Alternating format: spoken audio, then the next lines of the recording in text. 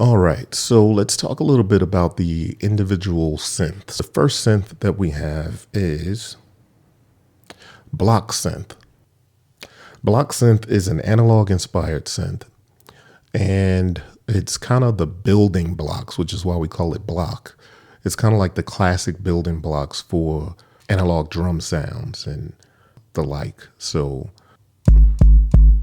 you could easily get very 808 sounds out of this. And you have an EQ here.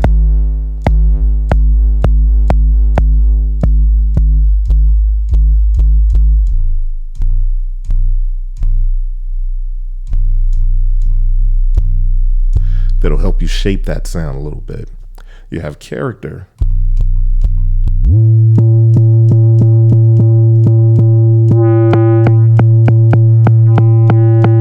Where you can see what that's doing.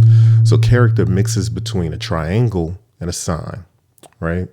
And those waveforms help you kind of create the timbres of what your drum is. The character. Now, everything is everything, right? Pitch is pitch. Then you have the pitch envelope. You have your EQ with low pass, high pass. You have your volume. You have the clipper, which is like a hard limiter. Then you have hold and decay. You have grit and shape. All of those things will help you shape this drum into whatever you want it to be, right? And it's going to behave a bit differently. Some of these things like shape and grit and character will behave a bit differently on each of the drum synth models. So for instance, on block, what shape is doing is it overlays a second oscillator and then it slightly dampens with a slightly damp decay, right? So then you start to get overtones.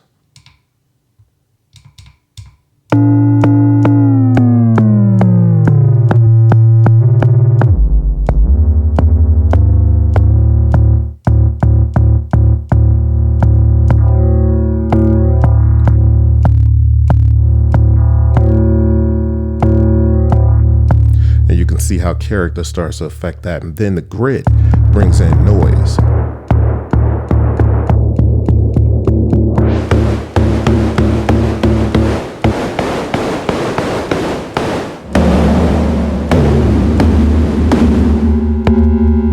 And I don't know if you noticed there, but when grit gets above 50%, you start to get more noise than FMing. Right. And so that's why we named it grit, because it's doing more than just adding noise.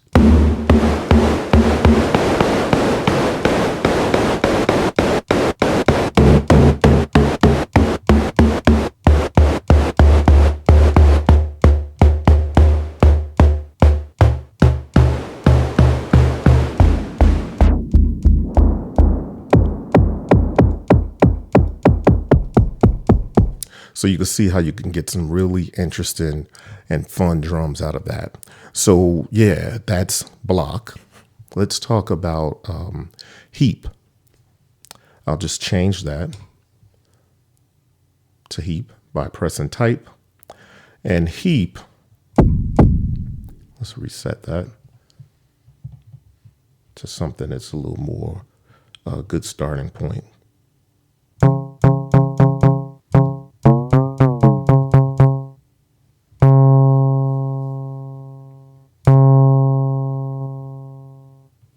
All right, so Heap is an additive synth, additive drum synth with 12 partials.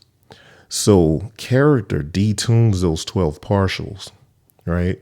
And, you know, it gets very characterful towards the end there, at the end of the dial. So you can get some interesting things there. But in this case, what grit does is it controls the frequency modulation between the oscillators, right? That's what grit does. And what shape does is control the distance between the oscillators exponentially. So this is what that tends to sound like.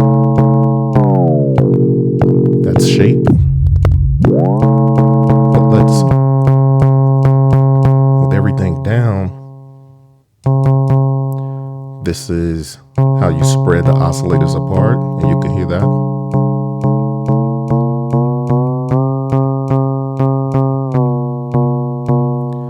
Then with shape, as I said, it kind of controls the distance of the oscillators exponentially.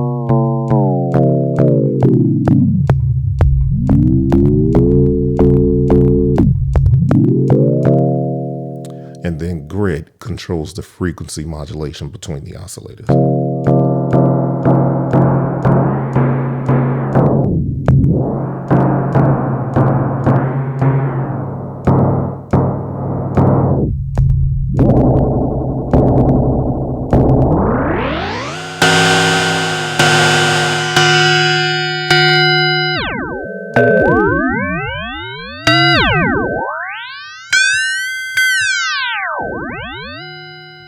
All right, so that is Heap, the Additive drum synth. And moving right along, let's talk about Neon. So Neon, I'll just switch to Neon. Let's go to a good starting point. So Neon is the FM drum synth. And so character controls the modulation depth, which turns into feedback at higher values. Shape then allows you to shape that a little further by adjusting the FM ratio. And then grid adds feedback, and in addition to also introducing a noisy impact oscillator. So let's just play around with that, right? So we have character.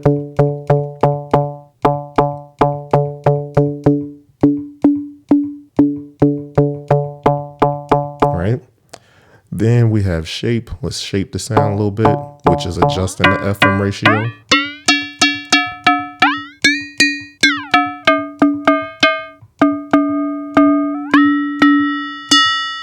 And then let's add some grid, which is adding feedback and introduces a noisy impact oscillator.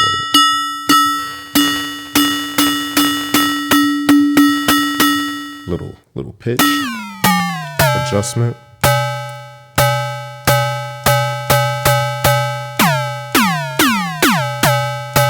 And you can go crazy on the high pass to make that fit the kind of frequency range that you want it to fit, or bring it down into some kind of weird sort of gong kick territory.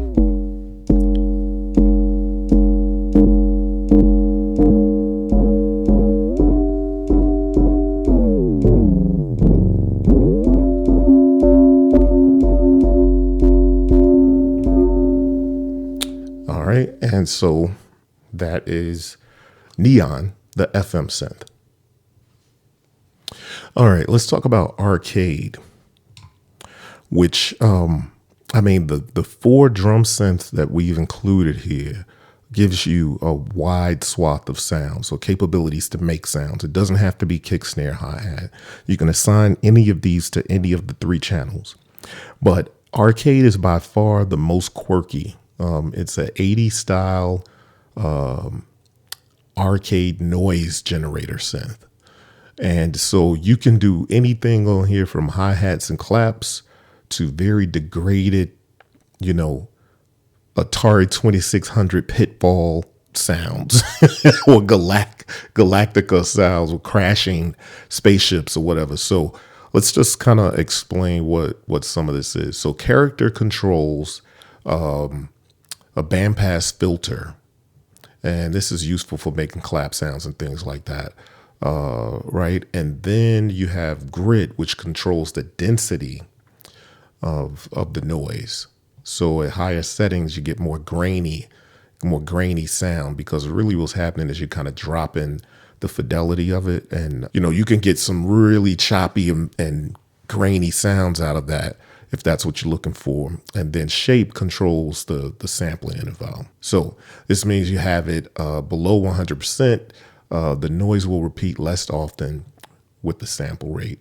This creates metallic sounding timbres, video game like sounds at the lower pitches. So let's talk about I'll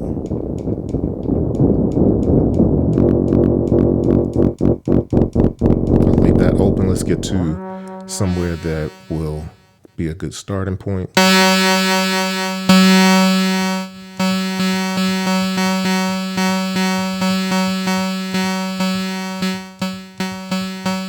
So, how do you start to get, all right, adding a little more shape.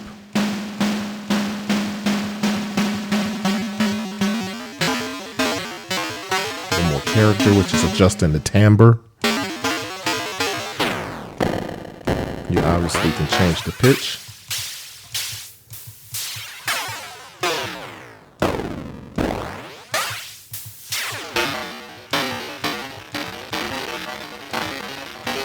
And it also has a clipper, which is standard across all of the drum synth models.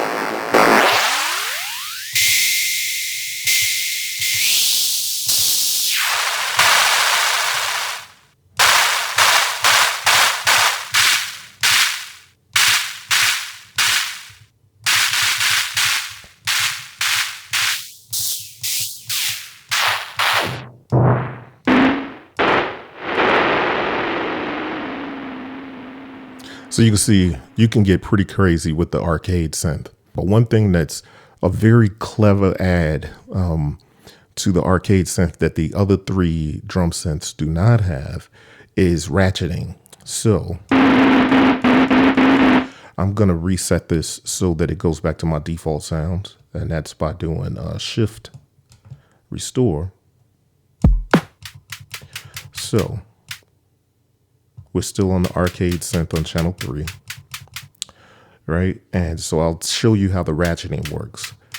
Sweep controls how many ratchets.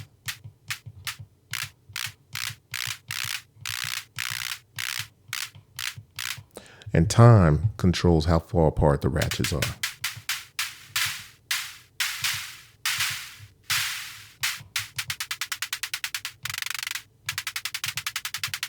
So I'll just play a little beat right quick and show you how that ratcheting can come in handy.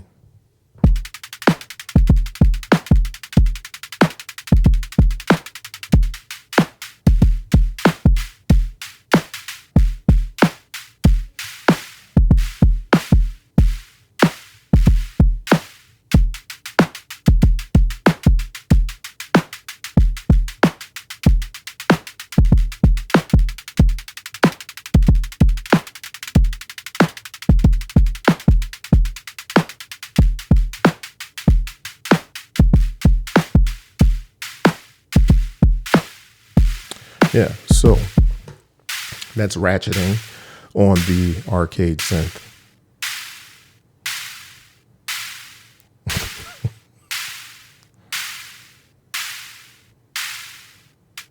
There, it's done ratcheting. So that's ratcheting on the arcade synth. And as you can see, with the 4 drum synths that you have on Trinity, you can get some really, really diverse and interesting sounds. Some very traditional sounds or some very not traditional sounds and everything in between. So yeah, those are the drum synths.